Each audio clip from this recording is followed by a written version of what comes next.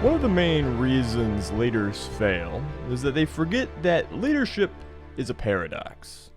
Yes, you are in charge. Yes, you are the most important person in the room, but you are only the leader because you lead, because there are those who will follow you.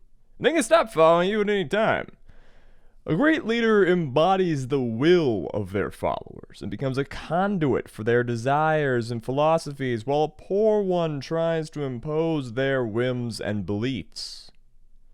And so often in history you find poor leaders. So often you find people who buy into their own propaganda, who believe that they are the chosen, they are the exalted, they are the king standing atop the mountain, when in fact they are a feeble man carried aloft by the will of the many. And if the many decide that he is a dull, vain control freak, well, let's talk about Paul the First.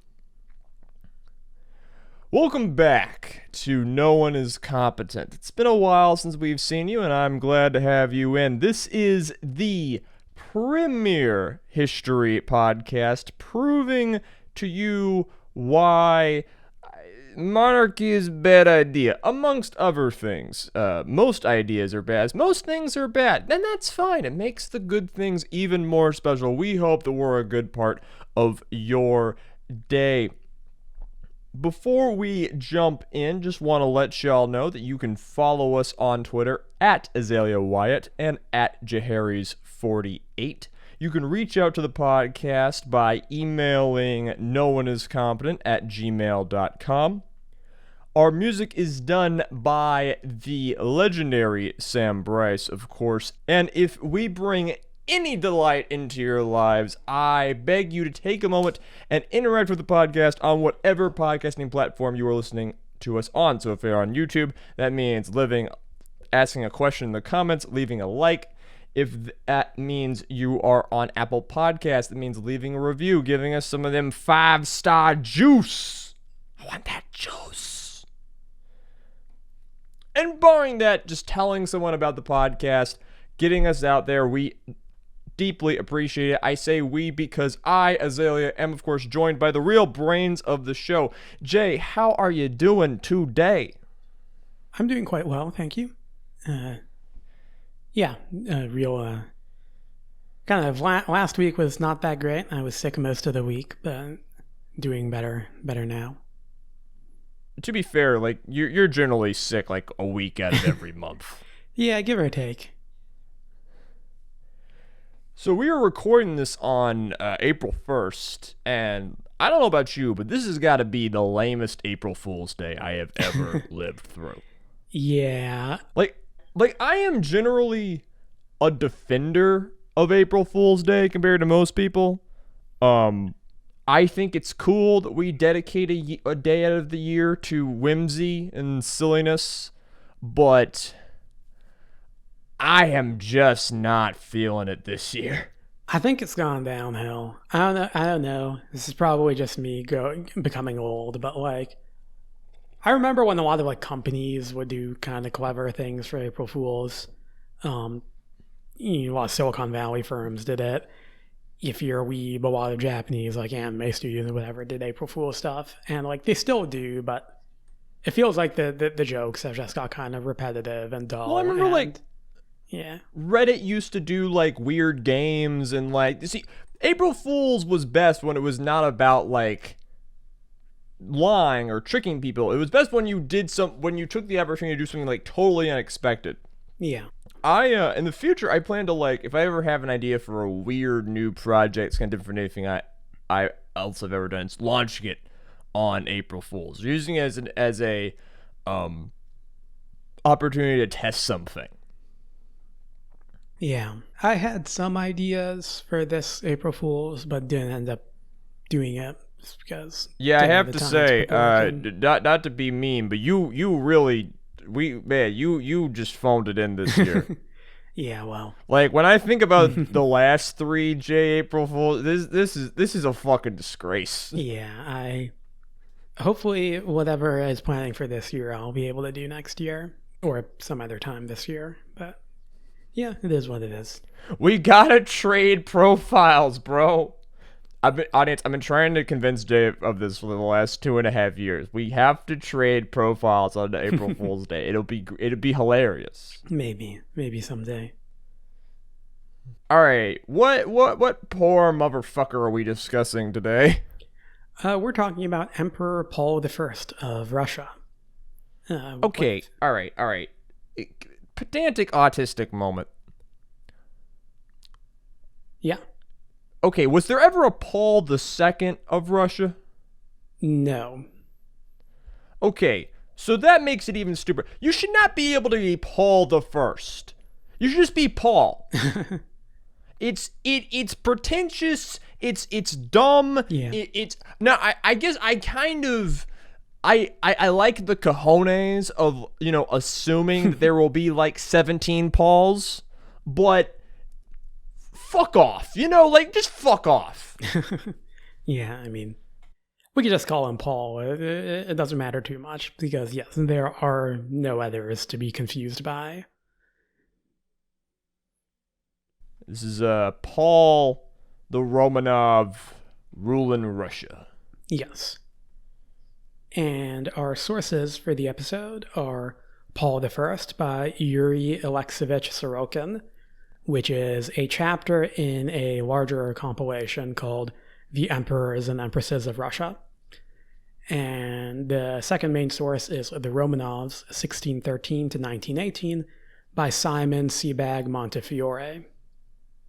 I wonder why he decided to end it that year. Yeah, something might have happened. Both of these are actually also just, in general, I try to pick good sources, and these are both good sources. Also, The Romanovs is a pretty entertaining read. I only read the sections pertinent to this episode, but I do want to eventually go through the whole thing, because it's very well written and pretty entertaining. Oh, don't worry, Jay. I'm sure Paul is not the only person to rule Russia worthy of a No One Is Competent episode. Oh, yeah, for sure. All right, so context for Russia. So 1,300 years ago, there were peoples in what is now Eastern Europe who were trading with the Vikings up the Dnieper River. And okay. Calm down. We can comfortably start in the 18th century for Russia to talk about this guy who's going to take the throne in 1796.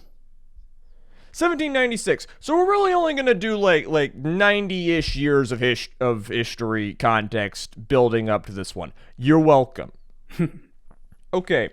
So Russia in the 17th century was a monarchy led by the emperors and empresses of the Romanov dynasty, and they ruled as czars or emperors depending on how autistic you want to be. Jay, go on a rant.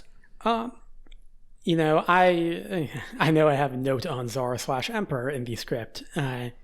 It's the same thing. You'll sometimes hear czar, you'll sometimes hear emperor. You can treat that term as interchangeable. We'll mostly be using emperor for today's episode, just because the sources I used use emperor and empress, but there's no real difference. I mean, czar comes from Caesar, the name Caesar, and that's also where you get stuff like Kaiser and the idea of emperor is from. So yeah. My understanding is that at a certain point, they officially switched. Yeah. Russia started referring to themselves as having an emperor rather than a czar. But the rest of the world was like, we don't care what they call themselves. We gonna use our language the way we want to use our language, bitch. Yeah, so that's with Peter the Great, because Peter the Great really wanted Russia to be seen as Western and not, a backwards Eastern country. So internationally, he would, call himself emperor rather than czar. But it doesn't really matter. So, in theory, the emperor of the Romanov dynasty was an absolute monarch, a sovereign with unrestricted power over the nation. However, in practice, rulers were dependent on the approval and cooperation of powerful noble families to maintain their rule over the country. You will find this in any so-called dictatorship or any so-called monarchy. I don't know why the word monarchy took a second. Even when there's a big power holder, there's always lesser power holders. In 1722, Peter I, better known as Peter the Great, issued a new law of succession. Up until that point, the Russian monarchy had followed the custom of male if you got a dick, you get to rule, in which power was inherited by the firstborn son of the previous Tsar. Peter the Great's new law replaced this system by one in which the ruler would instead nominate their successor and could, in theory, pick anyone, male or female, Romanov or non-Romanov, for the job. While in practice, rules were still picked from those closely related to the Romanov dynasty, this law is one of the reasons why Russia would have more female monarchs than any other European country through the coming century. From 1741 to 1762, Russia was ruled by Empress Elizabeth, the daughter of Peter the Great and Catherine I. Catherine I had actually also ruled Russia after Peter's death. Now, Elizabeth did not directly succeed her mother, but instead came to power via a palace coup that had deposed her predecessor, the infant great-grandson of Peter's older brother. These palace coups are relatively common in Russia, aren't they? A bit of a tradition. Oh yeah, this will be a bit of a theme, and this was not the first coup. This is a very common thing in Russian political history. See, it's funny because Russia is known as like the empire that had like the Great Revolt, and the so-called common man took over. Obviously, it was really more complicated than that. But before the big rise of the masses, Russia was a country where the lower classes were about as dominated as they could possibly be, locked away as serfs on farmland. And it was really the nobles doing all of the shot calling, and it was the nobles that the monarchs had to worry about. Very much so. And one of the reasons why, the Romanov, spoiler, will eventually fall is that, up until the end, they're generally more worried about, internal, coups just within the army or the nobility than they are about the general people rising up. Yeah, so the defining event of Elizabeth's reign is the 7 Years' War, in which Russia allied with France and Austria against an enemy coalition led by Britain and Prussia. Now, in 1762, right up at the end of the war, Prussia is on the brink of defeat in Europe. The Prussian army, which was under the leadership of their king Frederick II, who's better known as Frederick the Great, had won a ton of battles, but these were Pyrrhic victories. They had cost the relatively small Prussian state dearly in terms of manpower. The Russians were planning for a new offensive that would have almost certainly resulted in the collapse of Prussia. Frederick admits this in his diaries. And then Elizabeth passes away, and the throne passes to Peter III. Womp, womp, womp. Yeah. Now, Elizabeth had no children of her own, which means that Peter was her nephew. That's who she picked. Peter was originally the Duke of Holstein-Gottorp. Now, on the surface, this was a Dudes really be out here being the Dukes of Holstein-Gottorp. Yeah. On the surface, this was a pretty sensible pick. Now, Peter and his wife Catherine were Germans, as you can probably guess based on that title. But centuries of dynastic politics meant that Germans were very common in the Russian court. In hindsight, the selection of Peter as heir was probably Elizabeth's worst decision as empress. This is not a Peter III episode, but in short, Peter III is a bad person and an awful ruler. He made little effort to learn the Russian language and actively looked down upon his Russian counterparts, even members of the nobility. He was basically just a bit of a bully, predisposed towards inflicting random cruelty upon others for no real reason. His own wife viewed him as a drunken idiot. I love how the 1700s saw both Britain and Russia get German kings that didn't even bother to learn the fucking language of the place they were gifted to be the monarch of. Yeah. It's pretty amusing. Oh, aristocracy is great.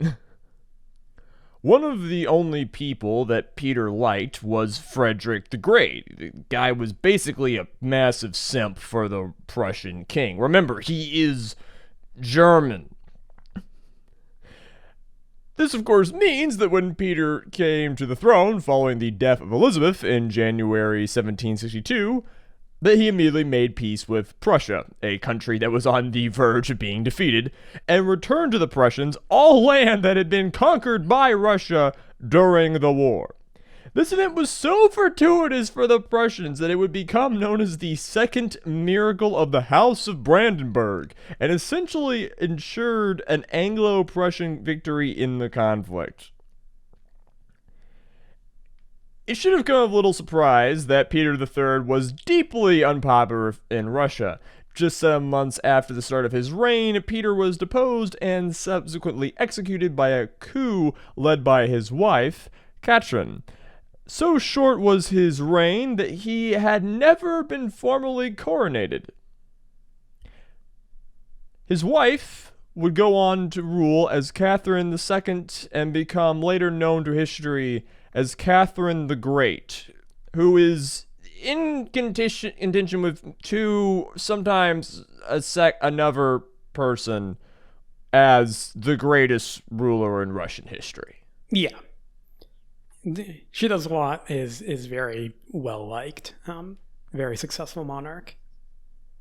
But this brings us to the subject of today's episode, and that being Pavel Petrovich Romanov, aka Paul. I will say his name sounds much better in Russian. Yeah, Paul was born on October 1st. Do you speak Russian? No, but I mean, it's Pavel Petrovich. To me, that sounds better than Paul. Oh, that's the Russian name. Yeah, I've never really understood why we Romanize. I think it's dumb. I'm calling him Pavel from now on. Yeah.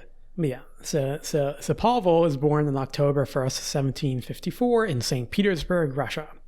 His parents were Peter, who was by that point the heir apparent to the Russian crown, and Catherine. The couple had been together for 9 years before Paul's birth, leading to rumors that he was not in fact Peter's son, and these rumors would persist for much of his life. They're pretty much encouraged by Catherine for political reasons, though most historians now don't believe that they're true. We'll probably get into this, but Catherine, part of what made her a great was that she ruled for a long time, which meant she was able to keep satisfied all of the various aristocrats and other power brokers in her orbit and the ones she relied on. And a big way she did that was with rumors, with innuendo, with playing people against each other, and with always having a little bit of ambiguity in there so you can never nail her down. She was a master of rumors. Do we have evidence that, like, she liked Paul much? She didn't. I mean, very early on, maybe, but she very quickly is, does not have a positive outlook on Paul.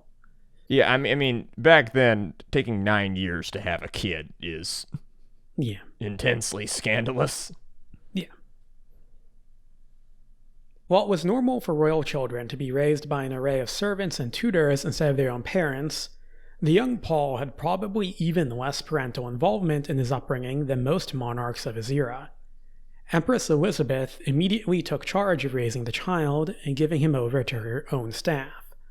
Paul had very little contact with either of his parents during his early years, something that both of them seemed to have been fine with. Peter was thoroughly disinterested in his own son, and Catherine was mostly concerned in ensuring that the throne would pass to her husband, and presumably herself afterwards, instead of her son. Well, that's sure to make him very normal. Yeah. And to not have any Evangelion-esque parental abandonment issues. Yeah, definitely not. The primary influences in Paul's early life were thus Empress Elizabeth and his tutor Nikita Panin, who was also a prominent advisor at court. Now, by all accounts, Elizabeth and Panin provided Paul with a very thorough education covering an array of pertinent subjects: geography, history, politics, warfare, theology, philosophy, all the good stuff, as well as multiple languages, namely Russian, German, and French. Now, of all the subjects, warfare was Paul's favorite, and he received military training from Panin's brother, who was a general. I mean, kid was 6. Yeah. Probably thought it was a fun game. So, when Paul is 7 years old, Elizabeth, who is kind of the main figure raising him, and Peter, his actual father, they die. Again, Elizabeth probably impacted him more than his dad did, but that being said, in the absence of actual parental contact, Paul developed a sort of idolized view of his father, viewing him as an intelligent and honorable leader. This makes sense. I mean, kids have needs, everyone has needs, and you want your dad to be an important guy, and especially when he wasn't anyone who paid attention to you, and you want to imagine that was, because he was doing, like, important things, and it's important for your psyche, it's understandable. This is also when Paul begins to try to win his mother, now Empress Catherine II's, affection, but his efforts were met with cold hostility. While Elizabeth was still alive, Paul was of some use to Catherine in that his existence helped to support his parents' claim to the throne, namely that they had managed to produce a male heir, which the existence of the Romanov line could be ensured through another generation by. After Catherine's ascent to the throne, Paul was merely a threat to her authority, a rival claimant that dissatisfied members of her court could rally around. Indeed, there were those in the aftermath of Peter's death who thought the crown should pass to his son rather than his wife. And Paul's attempts to win the approval of his mother would often prove to be the downfall of those who tried supporting his claims to the throne, as he freely gave them up to Catherine in order to prove his loyalty. Once again, I think it's important to remember, he is 7. Yeah. He's not going to be Machiavellian scheming. No. He is a second grader. Yeah, like we'll skip ahead a little bit in his age because he's not doing a ton when he's this young, but yes, he is a kid for most of this.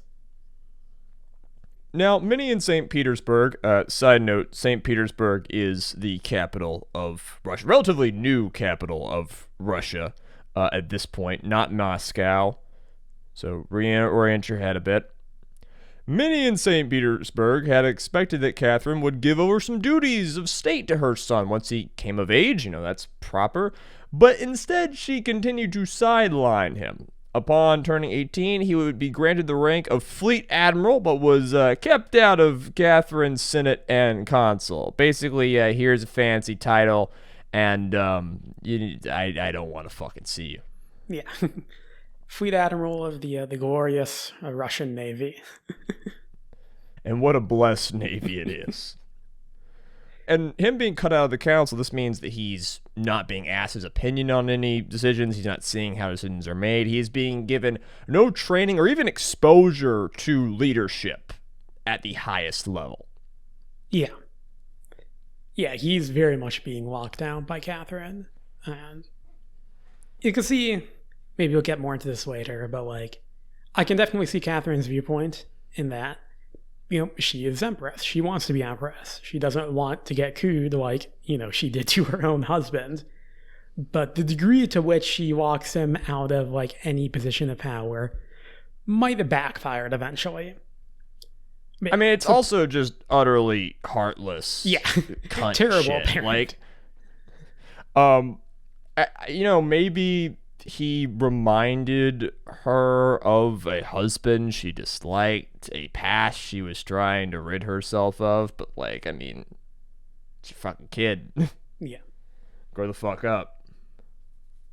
So Paul married his first wife, a minor German princess by the name of Natalia Alexievna, in 1773. Now, as a brief note about names, pretty much everybody in this story who's German will have a German name and a Russian name. They'll generally be born with a German name, and then if they move to Russia and convert to Orthodox, they'll take a Russian name. Yeah. Because you have to be rebaptized and christened in the Orthodox faith. Yeah.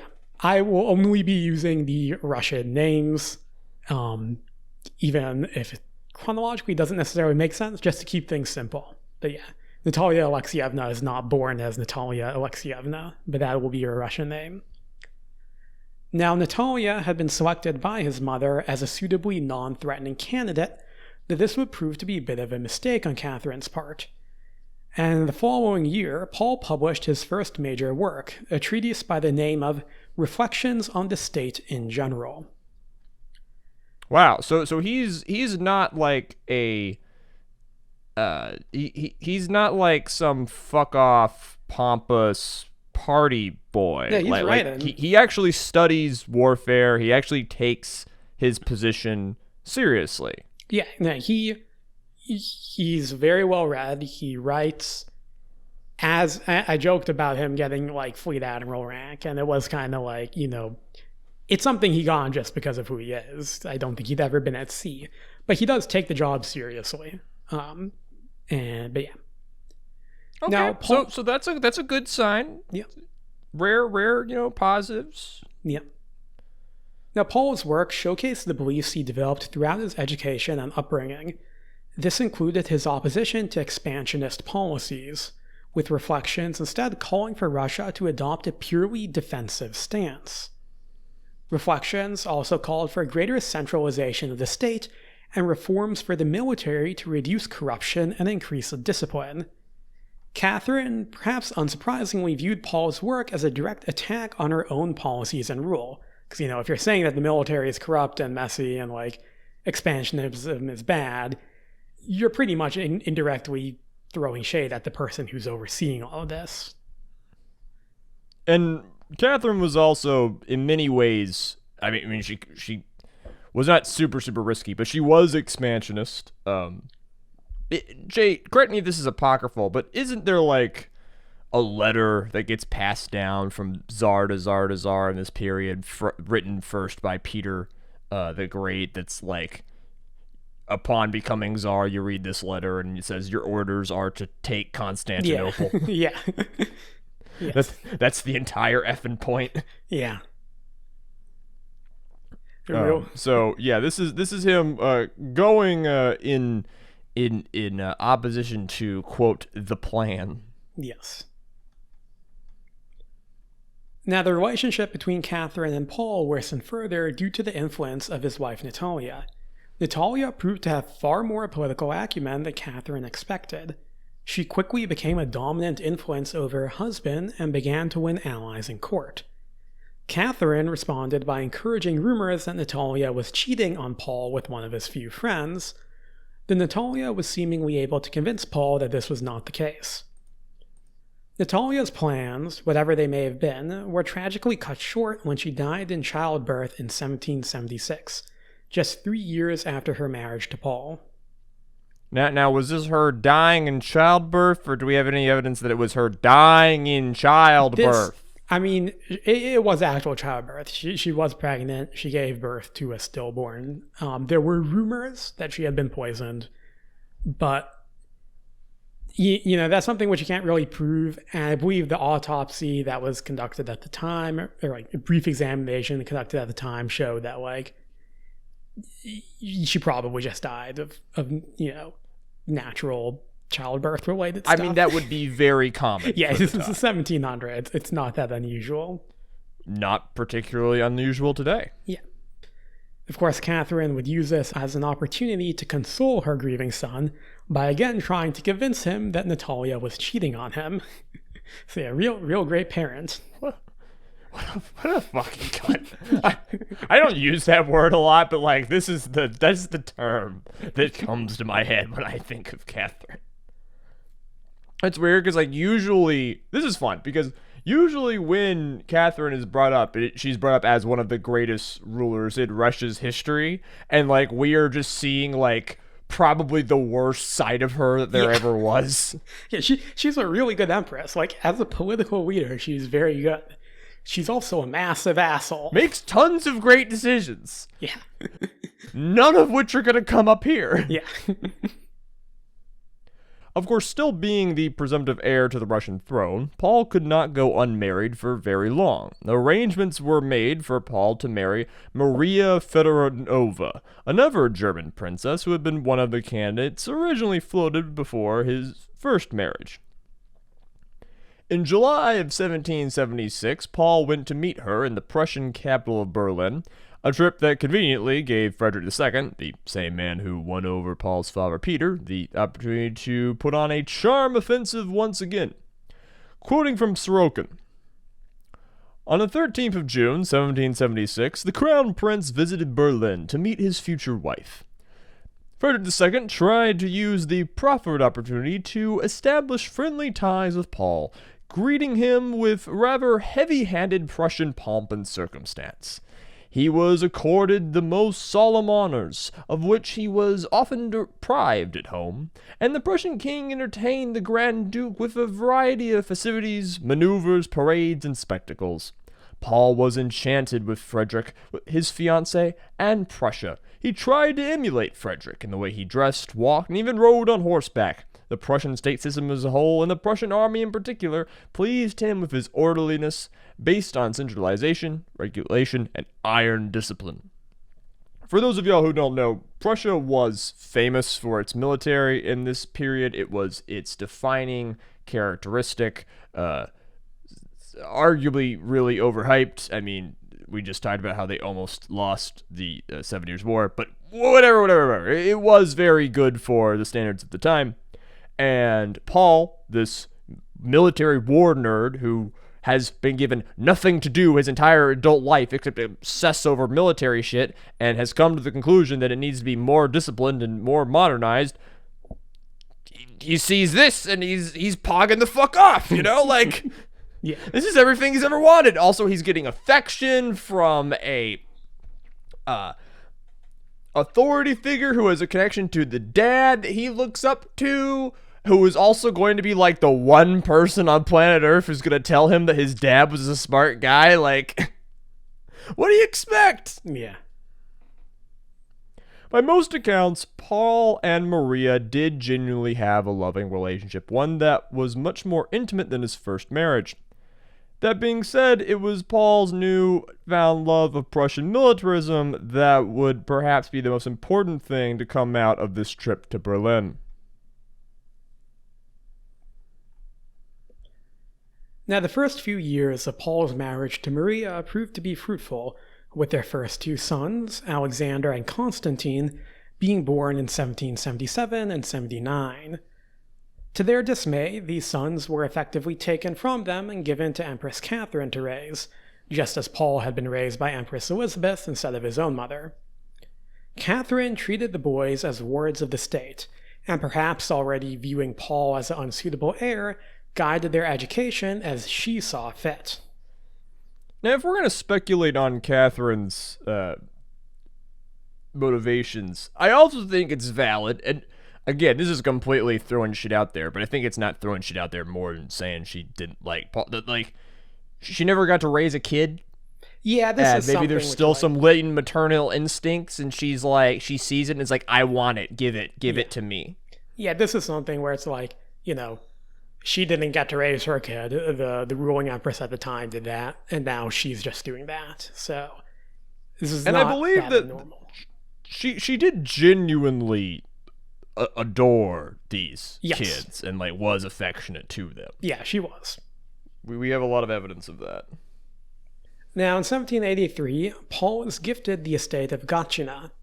Situated roughly 28 miles southwest of St. Petersburg, Gatchina was home to a recently completed palace that would serve as his primary residency until his ascension to the throne. At Gatchina, Paul was finally able to have a degree of control over his surroundings, and was free to both set up his own court and maintain his own garrison. Paul had command of 3 battalions, roughly 2,400 men in total, which he equipped and trained based on his own preferences. Quoting from Sorokin, outfitted in uniforms extraordinarily similar to the Prussian ones, like Frederick II's units, they were constantly engaged in changing of the guard drills, inspections, and so on.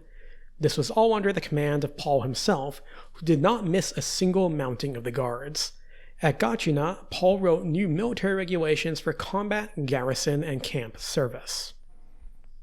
Okay, I don't know exactly what the Prussians 300 years ago called the mounting of the guards, but Jay, does that mean that, like, Paul walked out every, 4 to 6 hours or so to watch, Oh, yeah.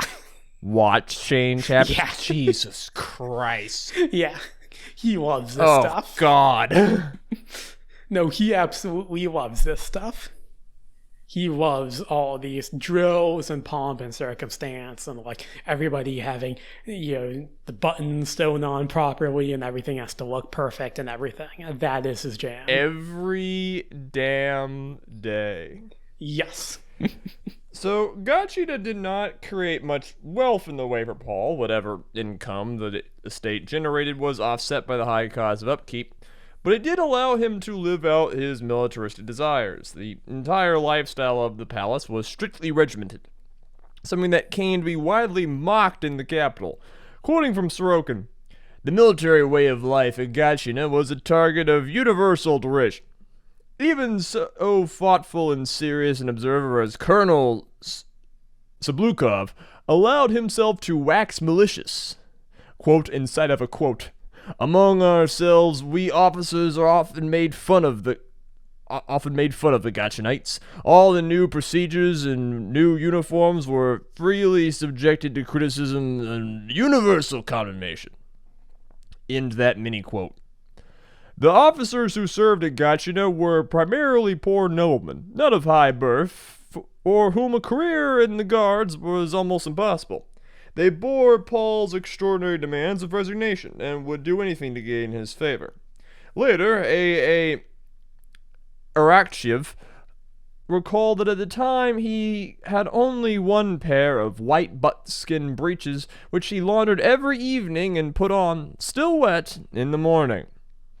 So, I'd like to point out that, Jay's gonna go off about all of the military pomp and circumstance and fashionism that Paul has fallen in love with here, but this is important because now Paul has, for the first time in his life, something to really control and do something with, a base of power, a way to express himself. Frankly, this guy hasn't had to really express himself before this. He's still a young man in many ways. And this also means that everyone in Russian politics has to choose. Do I hang out in St. Petersburg? Or do I hang out in Gatcha? And, as we, Gatcha. We're gonna get our spins in.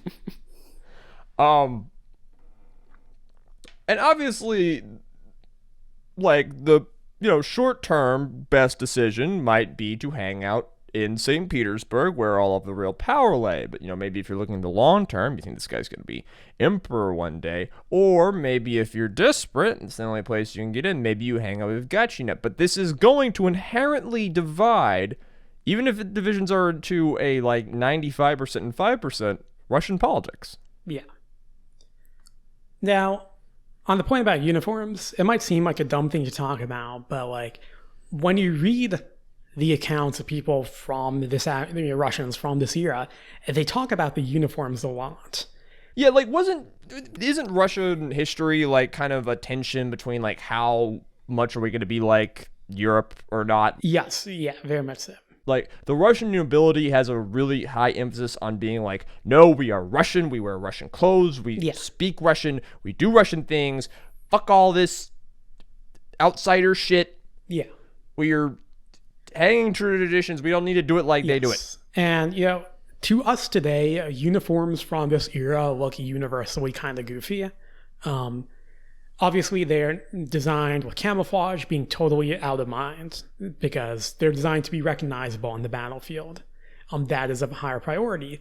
And they also tend to just follow fashion trends. You literally want people to see you rather than want people to not see you, which is the current thing. And fashion becomes hugely important. Like, there are fashion trends that will sweep, Europe, and, the new uniforms have to look this way or else they'll look dumb.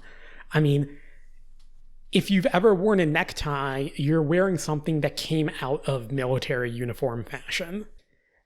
And the Russians in the 1700s under Catherine had adopted a new set of uniforms designed by a guy named Grigory Potemkin. Potemkin's uniforms were intentionally made to be more Russian and a bit less European. They were also cut to be a bit more comfortable. And a lot of people say that of this era of the Napoleonic Wars, the Russians have the best uniforms because they're the most comfortable for the common soldiers. Grigory Potemkin also happened to be somebody who Paul really disliked because Potemkin was one of Catherine's favorites. So what Paul was basically doing is, in Gatchina, at least, in his own little world, getting rid of the Potemkin uniforms and going with these very Prussian, continental European-style uniforms, which by all accounts are way more uncomfortable and, just way more cumbersome, but which fit his ideas based off of what he saw as Prussia as being proper. Now, at this point, we'll take a little bit of time to talk about his personality and his beliefs. It can be difficult to truly analyze the mindset of historical figures, which is why recent historians generally don't try to diagnose or psychoanalyze people from the past. Loser shit. Although early 20th century historians would do this a lot, and lately people have kind of moved away from that. Cowardice! Now, Paul has been accused of being mentally unstable, both during his time and afterwards, and even insane. But it's difficult to, determine how valid these claims are. That being said, we can get a good picture of Paul's beliefs and personality based on his actions and writings. Paul valued order above perhaps all else. His love of military uniforms and regulations likely stemmed from a more innate desire to extend his emphasis on order beyond the military into civilian life as well, strictly regulating the dress, mannerisms, and lifestyle of his family, courtiers, and residents of Gatchina. Even as a child, he was known to stick to a strict schedule of activities and would get upset if anything got in the way of it. As an adult, he expected the kind of behavior from both himself and his associates. Okay, if I wanted to get Freudian, I would say, well, this is a guy who grew up in a place where he could boss around a bunch of servants, kind of do whatever he wanted, but also didn't have what he really wanted, which was parental affection, and thus he needs to overcompensate and feel like he's in control, feel like he's getting what he wants, feel like a special boy. In addition to his love of Prussian militarism, Paul had a passion for ideas relating to medieval chivalry. At Gatchina, he would sometimes conduct a military exercise in which he and his guards would defend a tower containing his wife from a mock enemy force. Paul viewed the Russian nobility and military as corrupt and decadent, accusations that were, of course, not without basis. He sought to reform these institutions along with his idea of order and chivalry. In his view, the role of the nobility was to serve the state as dutiful servants rather than simply benefit from their positions in society. Now, stemming from his views on order and chivalry was a deep fear and hatred of the French Revolution once it broke out. This was soon extended to anything he viewed as being associated with the revolution, most notably the bourgeoisie fashion trends of France that had become popular throughout Europe. Perhaps the other most visible element of Paul's psychology is his desire for approval, which we've kind of talked about. As a child, he idolized his soon-deceased father and sought the approval of his mother. By the time of his adulthood, Paul had probably set aside most of the feelings towards his mother, but he still clearly reveled in approval and recognition whenever he received it, This made him easy to flatter, as Frederick II had done in Berlin, as well as manipulate. It's a bit ironic, given his desire for order, that Paul himself would become known for possessing a highly capricious and volatile personality. He was capable of both generosity and forgiveness, as well as petty cruelty. As emperor, and we're getting a little bit ahead, he would often dismiss advisors for some petty offense, only to invite them back into his service when his mood changed, with this cycle repeating itself multiple times for some individuals. He would strictly and often violently punish those who he had viewed as violating some sort of standard for behavior, whilst also forgiving those who plotted against him. And these contradictions can make Paul a difficult figure to analyze at times. Because you'll get moments where he'll give a random soldier a promotion, or pay for their dowry or whatever, or be a really nice person, just because he's in a good mood. And then you'll get moments where he's just an asshole. Can I do something really irresponsible? Sure. I don't know if I've mentioned this on the podcast before. I don't hide it. I kind of believe that talking openly about these sort of things means they don't have power over you. But about 8 months ago, I got diagnosed with bipolar disorder, which is a thing that's been affecting me since I was around 17. And I'm not saying that Paul's bipolar. I just kind of wanted to speak from the point of view of a person who has a mood disorder, a person who has been different hour to hour. One thing that people don't understand about mood disorders is that, or bipolarity or various mood disorders, is that, you're not always in the disorder. As a bipolar person, sometimes I'm going up, sometimes I'm going down, but sometimes I'm just level. And actually, I'm on medication now. And these days, I'm usually just level. And so you can't attribute everything to, he, was nice to someone. Oh, that was because he was manic. Or, he was snappy with someone. That's because he was depressed. Actually, it was also probably because he was manic. Because there are different types of mania, folks. And when you're paranoid or super cranky, it's probably mania. What's important about this is most of the time we are relatively stable. And a lot of what helps our stability is things like having a fulfilling life, a job that you like, routines that nourish your soul, the ability to de-stress quickly and efficiently, fulfilling relationships. And if you're a person who does not have a lot of fulfilling relationships, if you are a person who is duct taping parts of your heart with, say, military regulations and obsessive, in trying to live up to these obsessive values, trying to be better, trying to be the best because you couldn't get parental approval as a kid, this, shall we say, lack of a foundation could make it easier to, if Paul had a mood disorder, this would make it easier for him to slip into it, for it to wrest effect of him. Because then he's standing alone, and he doesn't have an ability to effectively regulate it. Essentially, what I'm arguing is that his obsession with order and chivalry and military duty would be a sort of coping mechanism, a sort of secondary thing that he's striving for because he can't get the thing that he really wants. And when he can't even get the thing that he's quote settling for, that could set him off pretty fast. It would also mean he's always kind of living in a state of nervous tension where basically things default to being bad instead of defaulting to being good. Instead of his internal life being inherently pleasant and then being thrown into chaos, instead, he seems to me like a person whose internal life is inherently nervous and filled with tension, and that needs to be soothed by having order imposed upon it. But the second that order breaks, the tension underlying comes out.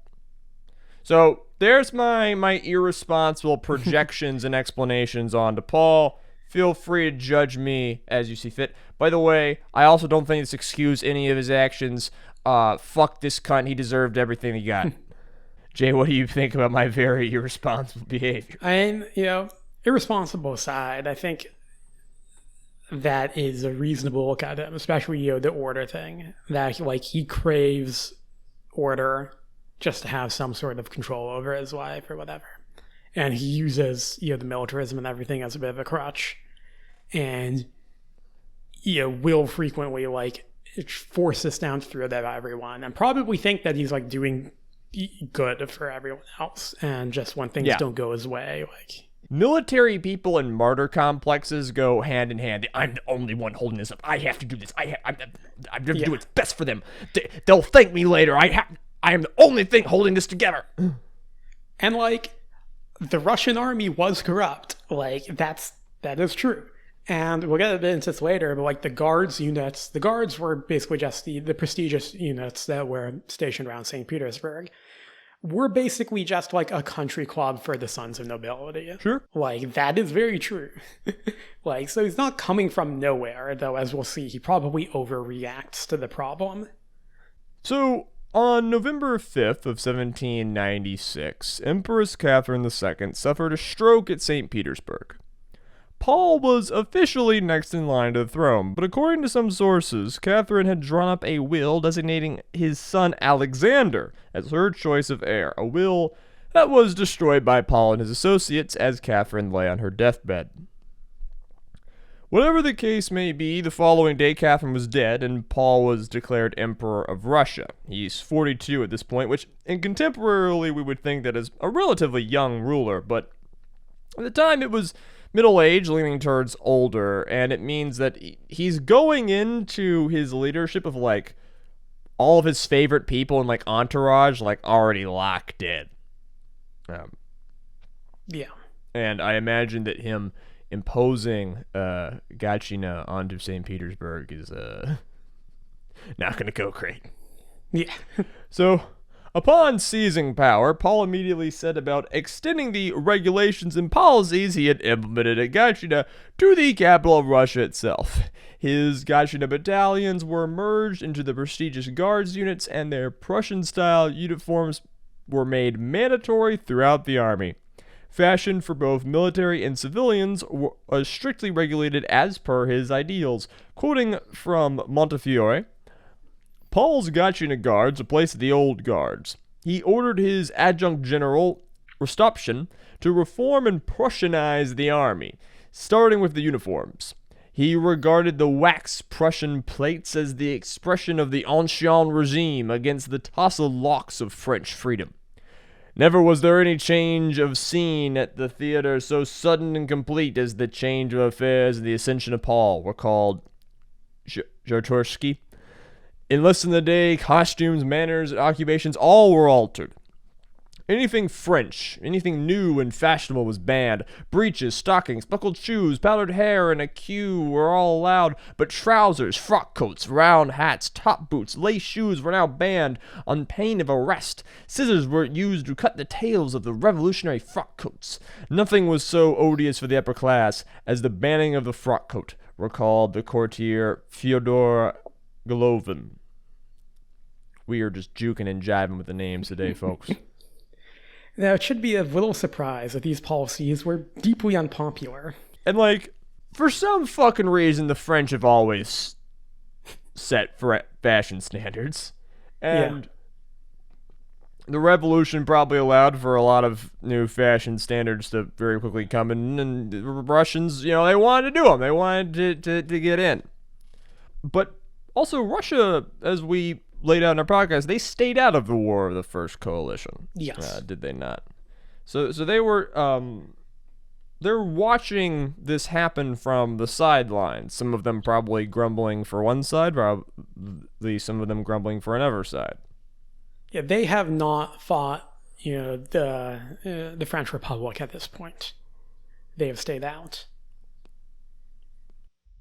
Now, it should be of little surprise that these policies were deeply unpopular. Members of the military resented being treated like raw recruits and being forced into what they perceived as tedious, meaningless tasks. Quoting from Sorokin, Our way of life, the officer's way of life, has changed utterly, wrote Adjutant Evie Komarovsky of the Izmailovsky Regiment. Under the Empress, we thought only of going to theaters and to parties and walked around in coats and tails. Now we have to sit from morning to evening in the regimental yard and be instructed in everything like recruits. The unaccustomed burdens of service led to mass resignations. In the first 3 weeks of Paul's reign, between 60 and 70 of the 132 officers in the Horse Guards contrived to resign. So yeah, he's basically just going to like these kind of pampered officers, again, like that accusation is true, and being like, yeah, you can't, go to parties anymore. You have to sit like you're in basic training again all day. Are we talking like people in their 20s and 30s, or like, these aristocratic positions? Aren't they often held by people like going on pretty older than that? Yeah, definitely especially like the officers will be older. The younger ones will probably be like 20s. These are not like young kids. Yeah, so these can be some like middle-aged men that are being to do this, who would probably find it incredibly humiliating. Especially because these are not common soldiers. These are like typically the sons of nobility and well-connected and important individuals. Like if like you're the second or third son, like you might join like the Horse Guards. But like, these people have connections, but this meant little to Paul, of course, because in his mind, the privileges expected by the nobility were unjust. He alone was the source of power and authority, something he reminded nobles and commoners alike. Quoting again from Montefiore, Paul frequently thumped his chest and declared, "Here is the law." The Tsar revoked the law banning the physical punishment of nobles, a direct challenge to their privileges and pride as the ruling class, based on their right to own and whip their serfs. Soon, nobles were being chastised. A staff captain was sentenced to 1,000 strokes. A priest was flogged for owning radical books. An officer had his tongue cut out.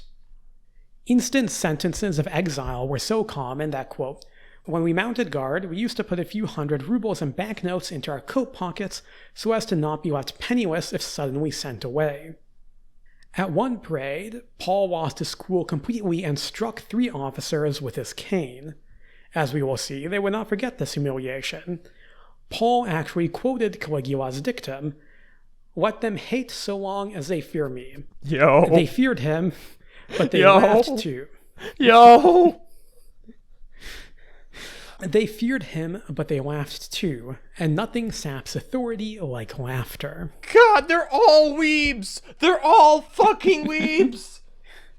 I was just saying on the podcast when we covered Napoleon, but I firmly believe that, like, anyone who is a weeb today, that if, like, who is, like, just obsessed with corny-ass Japanese shit and is an edgelord, if you planted them in the 1700s, they would just be obsessed with ancient Rome. That, like, that is what that personality would have glommed onto at the time. It's what I would have glommed onto at the time. I'm not saying that I'm exempt from this. I'm saying this because I know this personality type because this is my personality type, okay?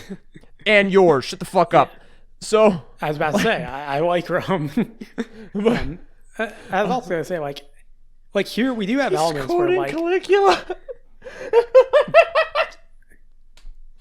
Oh yeah, there are elements of what Paul is doing, which, like, I think most people today would agree with. Like, nobles whipped and flogged their serfs all the time, and Paul is basically saying, like, no, you can get whipped too. It's fair, but he's also, cutting out tongues and whipping people for owning the wrong books and just doing really dumb shit. Like, it's where you have, like, this kernel of, something that's pretty reasonable, and he just takes it way too far. Well, and it's the conduct and behavior of a person who sees themselves beyond reproach. Yeah. So as that quote implies, Paul's intense emphasis on order regulations were widely mocked by the people of St. Petersburg whenever he was not present. He was widely viewed as a petty tyrant, desperate for flattery and approval. His own behavior encouraged such views, something that was put on full display during the ceremonies arranged for his ascension to the throne. Quote, "The ceremony was long, but it was followed by 100 others invented by the emperor and master of ceremonies to please him. Paul's passion for ceremonies equaled his passion for the military," recalled Golovkin. Paul, Maria, both Germanic sticklers, insisted that it was essential that the emperor hear the knee hit the floor and felt the kiss on the hand. All ceremonies had to take place in silence in order to check that the kneelings made the sound of a rifle butt, and if anyone chattered, as they used to do so during Catherine's reign, Paul shouted, "Silence!" When Elizabeth who was Alexander's wife, intertwined her tiara with flowers, Empress Maria ripped them off, shouting, "That's improper." And when the Tsar saw that his two sisters-in-law were wearing cloaks, he shrieked, "Take off those cloaks and put them on again!" Yet, when people were not trembling, they rushed into a mad, delirious gaiety. Never was there so much laughter. Now, noted Countess Golovin, the women were dying of fatigue.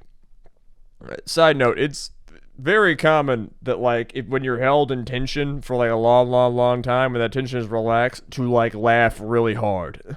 Even if nothing, like, quote, funny happened. Even if something, like, really horrific happened, because your adrenaline and emotions just need to go somewhere. I've been, like, screamed at for, like, 10 minutes and, like, had to just take it, and then, like, the person left, and then I just burst out laughing. Yeah, I think that's what we're seeing here, is that when Paul, leaves, they're just laughing. And it's because, like, today it's easy to view, like, all, like, the court and all the royals and whatever from this time period as, like, oh, they were all, like, weirdos obsessed with honor and fashion and dresses and uniforms and whatever. But there were different levels of that. And, like, to the people of the Russian court of the 1700s, Paul was excessive in his obsession with decorum and dress and doing everything in the proper way, to the point where, like, it is funny. It's like he's like a comic version of a petty tyrant who has an aneurysm because, like, his soldier is tied the shoes wrong or something like that. Yeah, we would find all of these people to be horrifically and, like, weirdly dumb and strange. And they find him weird and dumb and horrific and strange. So, like, it's two levels. Yeah. Now, these regulations extended beyond the court to the civilian population of the capital as a whole. You sent out the police to enforce his rules. The actual faction police. The actual fashion police. Men caught wearing improper clothing were arrested and beaten for their crimes. Waltz and other forms of improper entertainment were banned. Everyone was expected to eat lunch at 1 PM and go to bed by 10 at night. Christ on a cross. All civilians were required to bow in sight of the emperor or even the palace. Paul himself personally scolded a nanny for forgetting to doff the cap of a baby in his presence. So many new regulations on dress and behavior were passed throughout his reign that people avoided going out a day lest they wind up being arrested and beaten by the police for the most minor of offenses. One colonel noted that whereas St. Petersburg under Catherine had been one of the most fashionable cities in all of Europe, under Paul it resembled a German city from 2 centuries prior. Yeah, Jay, I think I understand why previous historians rushed to psychoanalyze this fella. Yeah. I don't think it's particularly difficult to. Yeah. Now, it would be a mistake to think that Paul occupied his entire reign with matters of dress and decorum. He did have other policies, most of which involved reversing those of his mother. Some of these were arguably quite good, such as freeing Polish political prisoners, but even then, most of this is just being done out of contrarianism more than anything else. Spite. Yeah.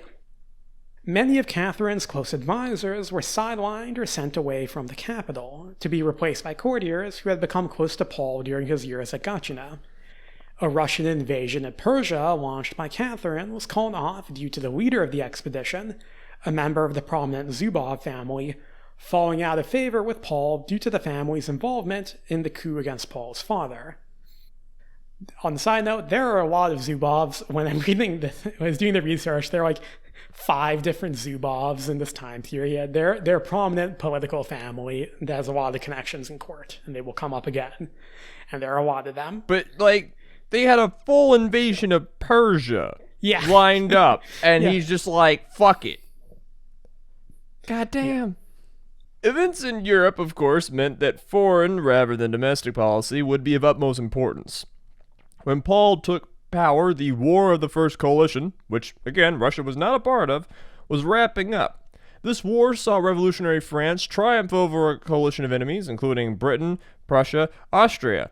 And if you want to fucking hear about that, we did, like, technically one, but really several podcast episodes about it. In 1798, a French army led by Napoleon Bonaparte invaded Egypt, an event that would soon spark the War of the Second Coalition, which we also have a podcast episode about. It's almost like we did this one because we're kind of spinning our tires and trying to figure out how we're going to do the next one in that series, but then we noticed that Paul was like right here in the timeline, and he would be really easy to do, and that's why we're doing Paul. Anyway, in this war, the War of the Second Coalition, Russia would join the conflict against France. Now, the French invasion of Malta, Jay, where is Malta? It's an island in the Mediterranean, Eastern Mediterranean. Is it east of Italy? Yes. All right. The French invasion of Malta is often viewed as the deciding factor in Paul's decision to go to war with France. In short, on their way to Egypt, Napoleon's fleet stopped to conquer the Mediterranean island of Malta, and at that time, Malta was still being ruled by the Order of St. John, also known as the Knights of Spilier. This was a chivalric order that was first founded during the Crusades, and in its height, it owned a large amount of land in Poland, but over the centuries, their holdings have been, gone out of disrepair on the continent. And a few years prior to the war, one of the members of the order had the idea of reviving their fortunes by appealing to Tsar Paul. Because, Russia controls a large chunk of Poland. And by naming him as the protector of the Order of St. John in exchange for Russian support. Now this worked. Paul is delighted to be flattered and handed a title. Again, chivalric nerd.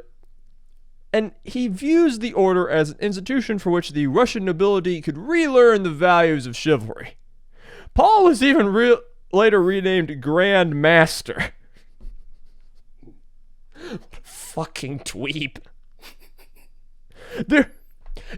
I feel like it's important. This is weird, but Southerner. So like pointing out things like the Grand Dragon and the Grand Cyclops of a clan, like these.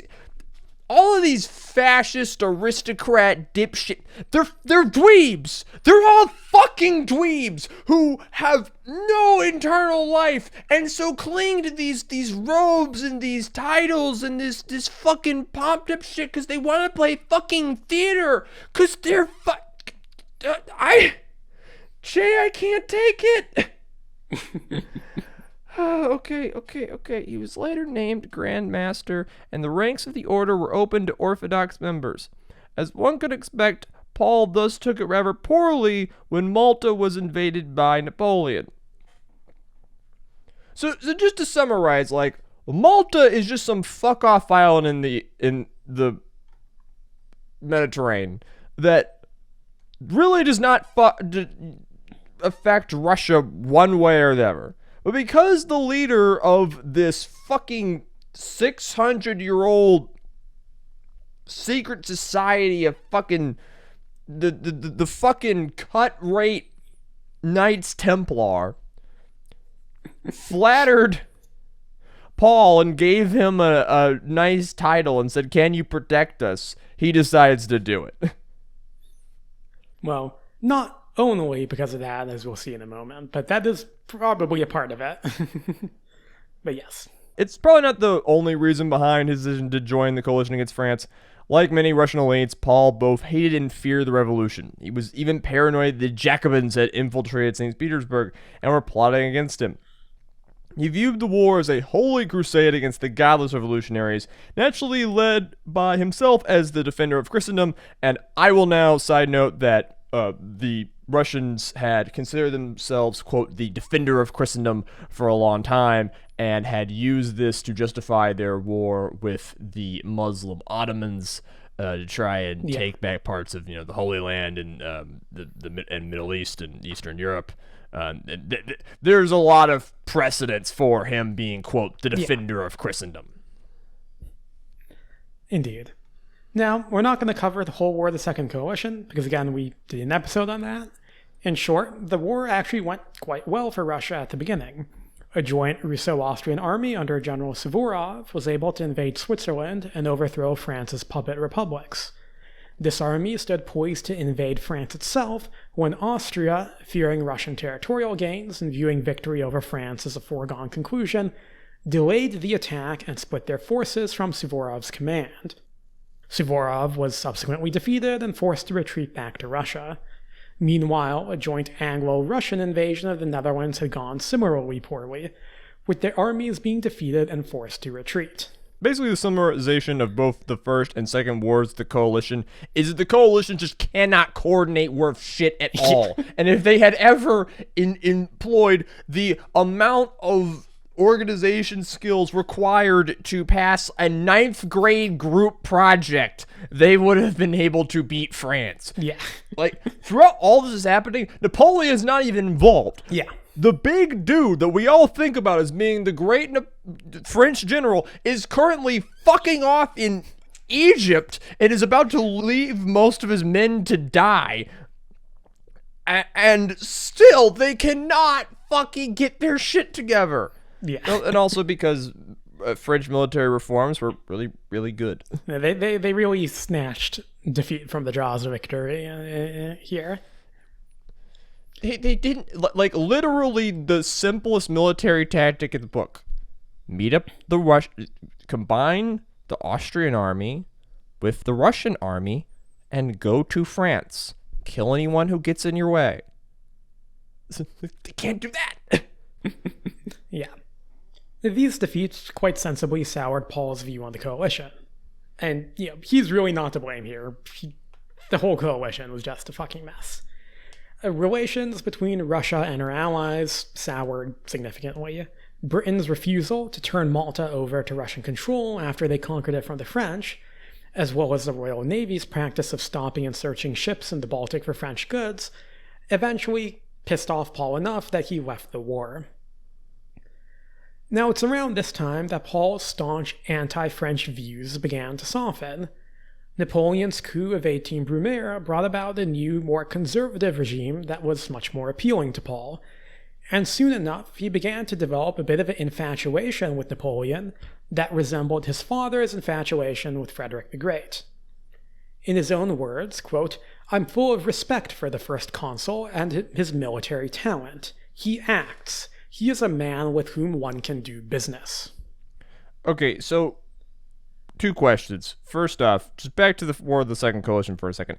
Even after the defeat of Suvorov, like, if the Russians had stayed in the war, could it have gone well for them? My understanding is, like, them pulling out was, like, the thing that fucking made it all fall apart. They probably could have stabilized it, if they stayed in the war. They probably could have stabilized it, but I don't blame Paul too much because, like, the Austrians really did fuck them over here. They kind of really messed with Suvorov's plans. But yeah, they probably could have stayed in the war. Again, if the nations acted like adults and sat down and, like, planned things jointly, probably would have gone differently.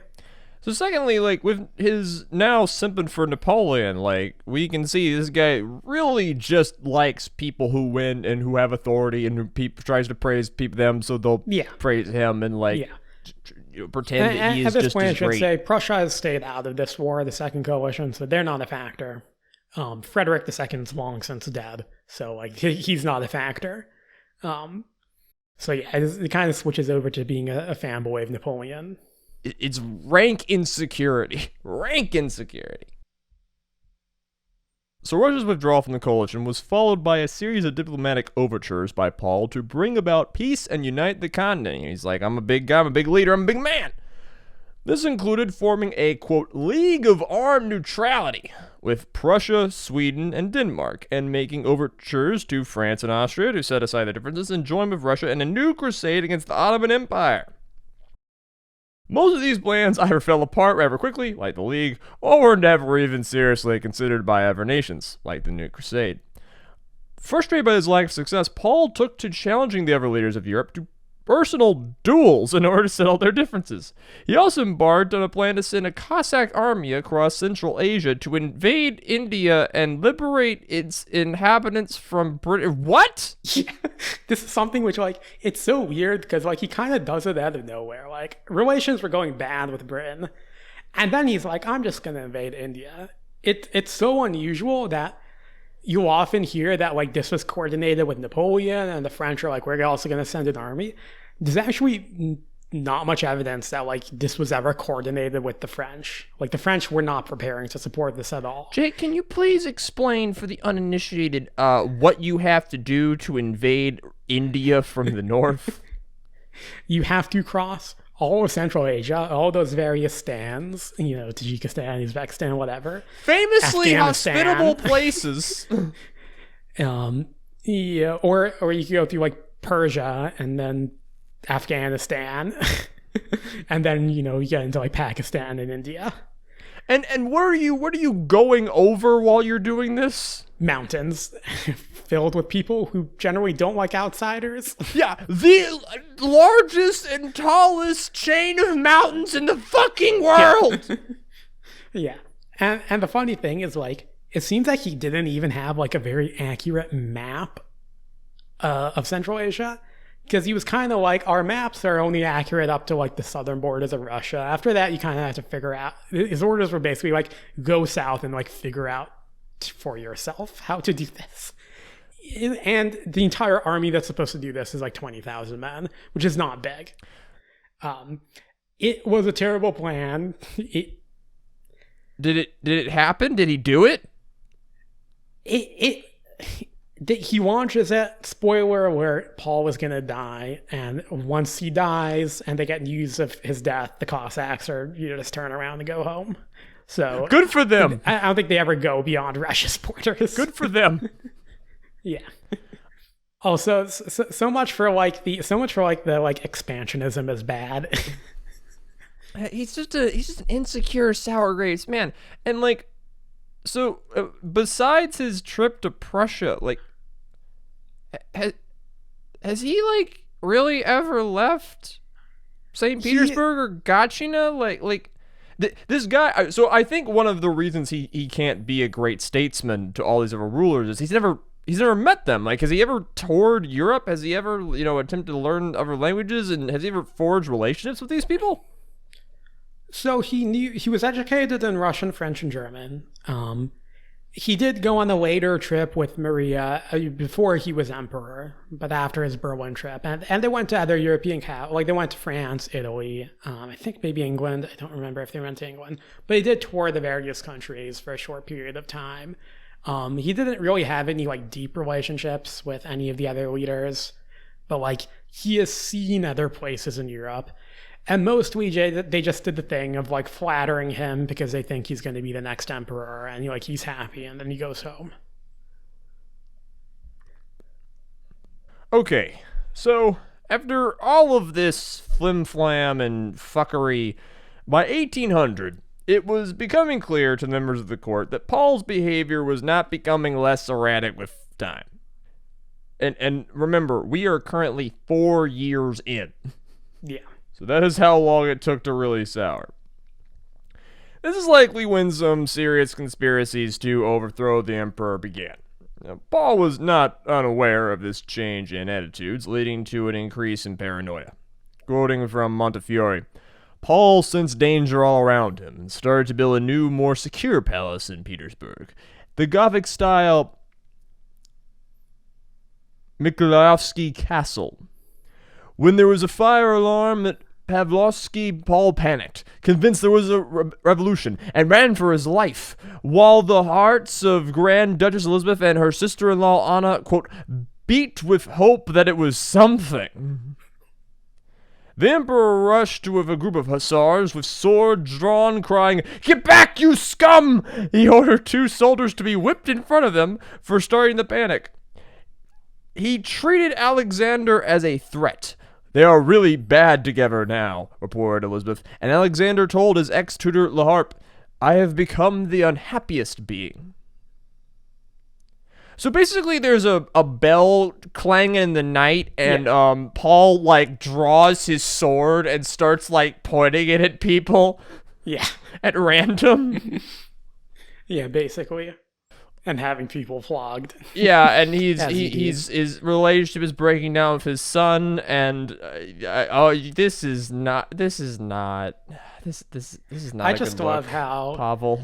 I just love how Elizabeth, the Grand Duchess, like, was just hoping it was a revolution at that point. Just do it. I don't even care if it kills me too. Just fucking do it. Yeah. When Paul's downfall came, it would not be at the hands of a revolution, but instead as a result of a palace coup, not unlike the one that had deposed his father. The chief architect of the coup was a German-born nobleman by the name of Peter Ludwig von der Pahlen. Pahlen was well acquainted with the emperor's capricious attitude, having been sacked from and then reappointed twice by the emperor to important positions. By 1801, he held the position of Governor-General of St. Petersburg. Yeah, well, what does that mean? It basically means that he's, like, in command of, like, the military district in St. Petersburg and around it. Cool. So, important dude. Yeah.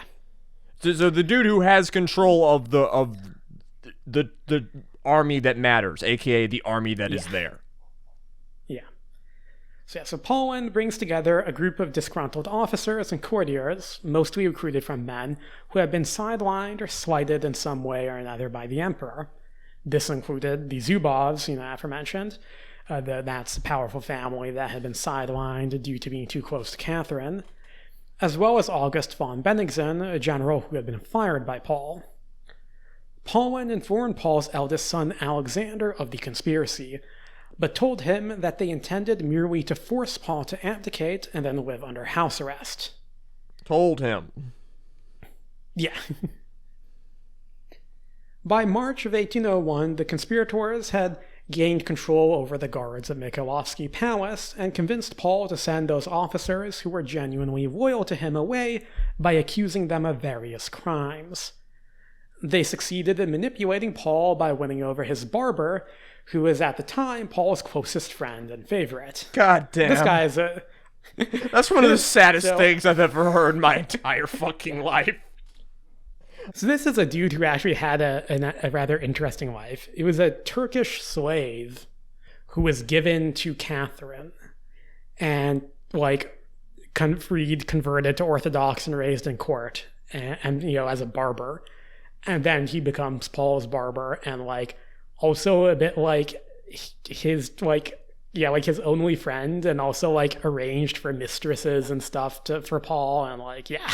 Okay, yeah, but if anybody is going to be a dude who can read the room, the guy who was brought in as a foreign slave and had to live his entire life in this in this environment where everyone would suspect him of everything.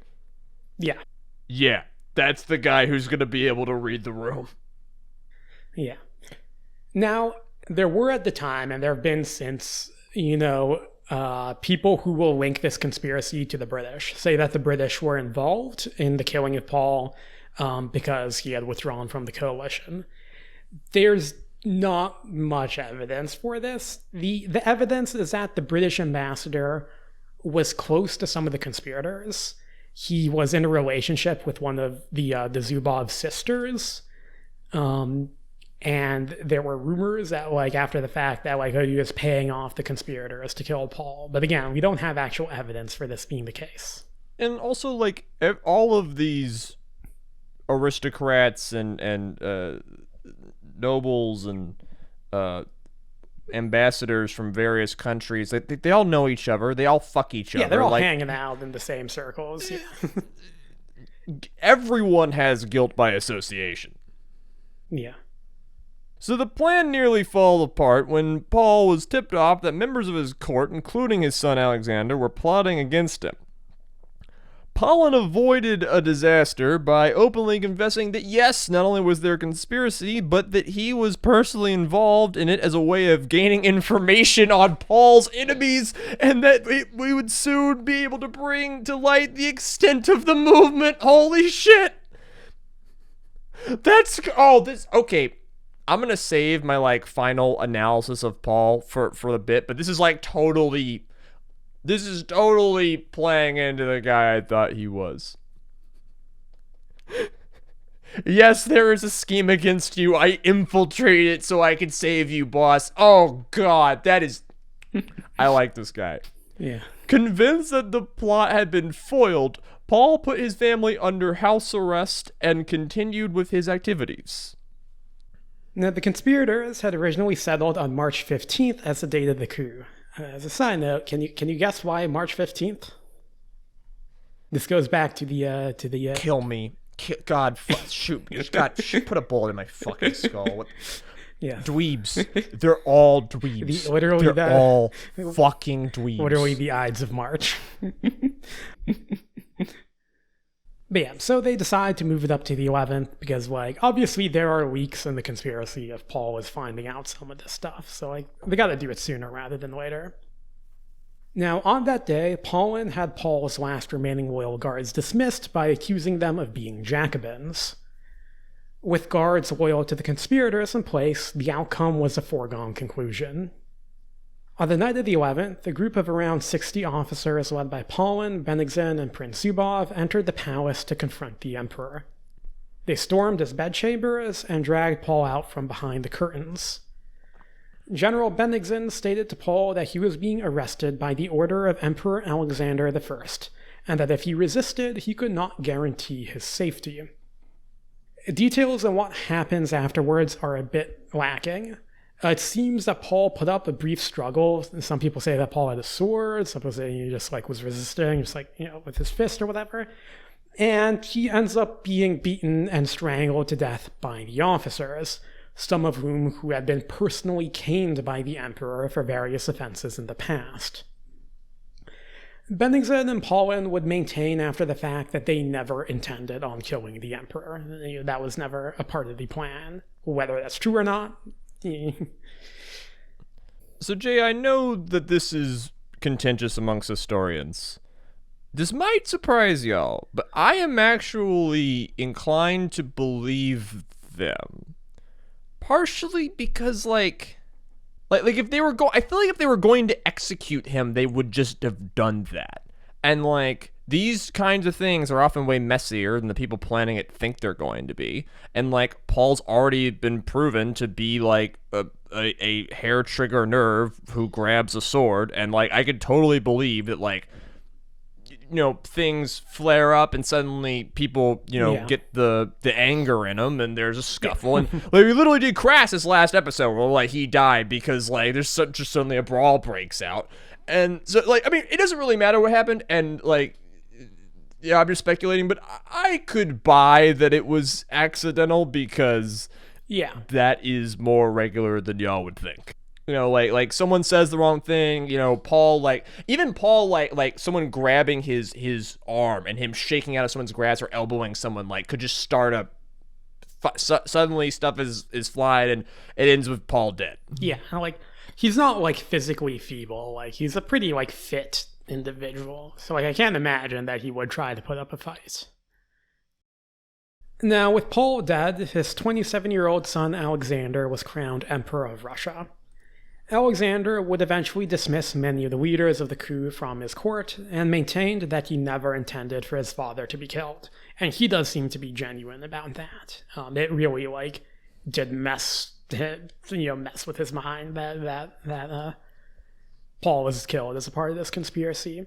I believe that. Yeah. His ascension was widely welcomed by the court and the people of St. Petersburg, especially because he quickly reversed almost all of Paul's restrictions and policies. Paul would go on to be mostly remembered by history as a blip between Catherine and Alexander, who are in turn viewed as some of the greatest leaders in Russian history. Alexander beats Napoleon, right? Yes. Yeah, well, fuck a duck. Alright, so here's my take on Paul. Like I said at the start, this is a guy... You know, we've been psychoanalyzing him, and I've been calling him bipolar and the hair trigger nerves, and like... I think beyond that, Paul's mistake is that he clearly thinks he's a god, that he's invincible, that he's the main character. He gets upset when he loses a major battle in the War of the Second Coalition, pulls out. He kind of just declares Malta as his, even though he has no ability to defend it and just is offended when it's taken from him. He thinks he can blindly impose his rules and his laws and his values onto other people, and never at any point got any feedback. And he says, well, I was appointed by God. I'm the absolute ruler. I'm the emperor. And it's like, yeah, you can say all those things, but in reality, you are a guy. Yeah. And all guys, from Joe Biden to Donald Trump to Jeff Bezos to anyone, can just have everyone else in the room turn on them and say, fuck you. Yeah. I'm not gonna get any spicier than that for Jay's Constitution and what we're gonna put out in broadcast. But he just did not at any point consider that there would be ramifications for his actions in pissing people off. This is a guy who never faced consequences his entire life, and that just builds and builds and builds and builds until the greatest consequence comes by, which is you're fucking dead, bitch. Yeah. Yeah, for me, what's kind of interesting about Paul is that, like, from a moral standpoint, you can say that he's not the worst ruler in Russian history. And one of the things that kind of struck... I mean, let's not go there. I mean, come on. But one of the things that did strike me, and I guess it kind of, like, shows how, like, things were different at the time, especially, within those, elite circles, is that Paul is cruel. He's a bit sadistic, but he's not like a Saddam Hussein type person who's like killing people left, right, and center. Like, everybody he's pissed off, everybody he punishes, like, he might have them beaten or flogged or whatever, and then he'll just send them away. Like, he doesn't really kill that many people. Yeah, because here's the thing, Jay. Here's the thing. Saddam Hussein was a good dictator. Yeah. Like, Saddam Hussein killed people and ruled with fear, and he had purpose to it. Yeah. He killed some people to intimidate others. None of Paul's actions had any forethought to it. It was all completely impulsive. This is a 45-year-old, 44-year-old, 46-year-old man running purely on fucking whim. Yeah. No grand plans, no vision, just capricious whim. Like, when he finds out that there's a conspiracy against him and it involves his son, like, yeah, if this was Saddam or if this was like Stalin, he would have had Paula. He would have had his entire family arrested and tortured until they reveal all the details. And like, he's just like, nah, like, I'll put my son under house arrest. Like, he has just a level of petty cruelty that is enough to widely piss everyone off. But then he has no conception that he could possibly lose. Because he is so... And the Russians, I think, are like... The Russian czars, I think, have some of the worst. Except for, like, maybe some of the fucking German nobles, like that dipshit who thought he could rule Mexico. But, like... This is, to me, the craziest part of nobility, is just their delusions of grandeur. Yeah. They're just complete and total failure to live in the real world. That is the incompetence of this episode. A failure to ever... And what's funny is they lose all the time. Like, because they're fighting each other for one to win a war and never has to lose a war. But, like, it's like the nobility of Europe, and maybe all nobles across the world, create these fucking rituals to constantly convince themselves that they're winners. And this is why getting your shit kicked in a little bit as a young person helps, is going through hard times, overcoming adversity, learning that it's not all about you. Because if that doesn't happen, this is that taken to its complete logical extreme. Yeah. Like the other thing I'll say is like I think it's just he had like zero political acumen to the point where like you can be a bad ruler to some people, but if you have your base, then you're set. But he has no base. He pisses off everyone. He pisses off the entire nobility hates him. The people of St. Petersburg hate him. The serfs don't matter in the politics. Like they don't matter. He actually does pass some laws which in theory like benefit serfs. They put more protections. They're not really enforced, so they have no impact. In any case, like again, serfs don't have political power. And we didn't really get into it, but like merchants hate him because he messes up with the trade with Britain. Like there's no group of people who like him beyond like a small amount of like the people who owe him their positions from, the days in Gatchina. And Paulwyn just says like, oh yeah, those dudes are Jacobins, and he just fires them.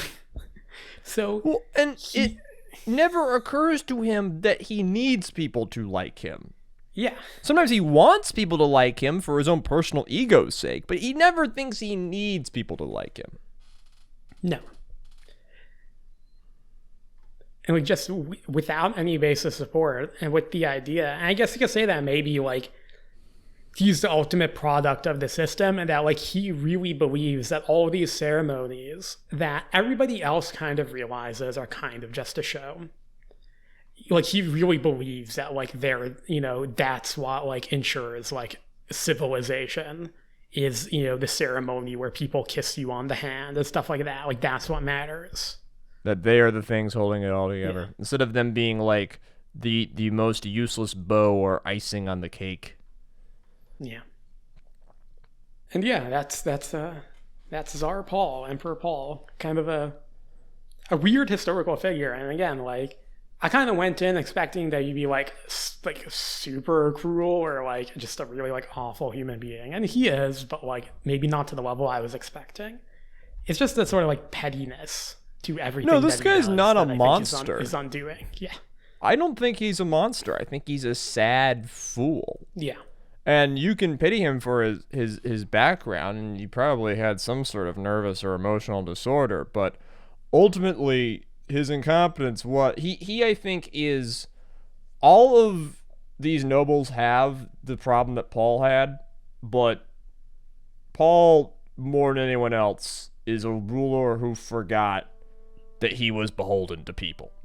Yeah. That he could not rule alone. And he died on the ground being beaten and strangled to death by a bunch of dudes who fucking hated him.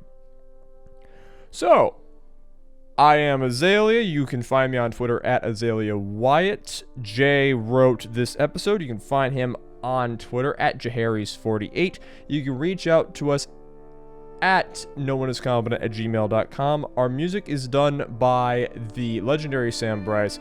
I hope this episode found you well, wherever you are, and that you'll join us again. Y'all be good.